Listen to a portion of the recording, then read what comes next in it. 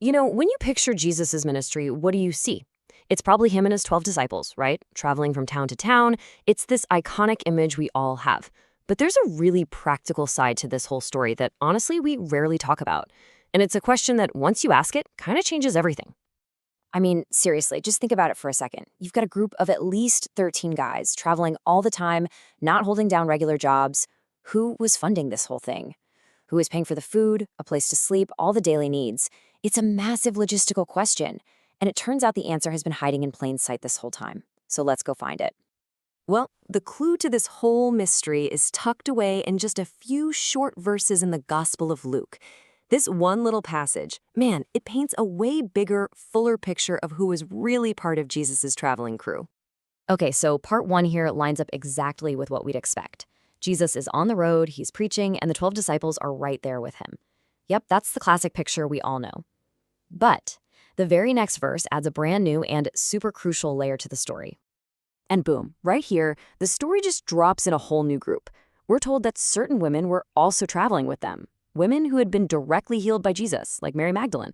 So they weren't just fans from a distance. They were part of the core group on the move. But what exactly were they doing there? And here it is. This is the answer to our big question. These women, Joanna, who was actually connected to Herod's court, Susanna, and a bunch of others, they were the ones providing for the whole group out of their possessions. They were the financial backers, the logistical backbone of the entire ministry. But hold on, this wasn't just about balancing the books. Including women in such a central, absolutely essential role was, well, it was a profoundly countercultural move. And to really get how radical this was, you have to understand what society was like back then. So in the first century, the social rule book was completely different. One of our sources points out that women were often seen as substandard citizens. For a public teacher like Jesus to not only travel with women, but to actually depend on their support, that was almost unheard of. The source material we looked at just nails it with this one powerful phrase: radical inclusion. See, Jesus wasn't just sort of tolerating women and other people society overlooked. He was actively placing them right at the heart of his entire operation. So yeah, this act just challenged, well, everything. It turned the social order on its head and gave women this vital, active role. And our source makes this fascinating point. This little detail actually makes the whole story more believable. Why? Because think about it. If you were just making up a religion to get followers back then, you probably wouldn't have made women such key players. And this brings us to a really critical point. These women weren't not just some passive followers who were tagging along for the ride. No way. Their role was absolutely foundational to the entire mission. I mean, the source material puts it about as plainly as you can. The ministry simply could not have happened without the support of these women. Their contribution wasn't just a nice to have, it was absolutely essential. So you've got these two different but equally important roles. You have the disciples, whose main job was to follow Jesus and learn from him. And then you have the women, who were there to minister in a really practical way, providing all the resources that even allowed the teaching to happen in the first place. Two different functions, but one unified mission. Let's just stop and think about the real-world impact of that phrase, out of their possessions.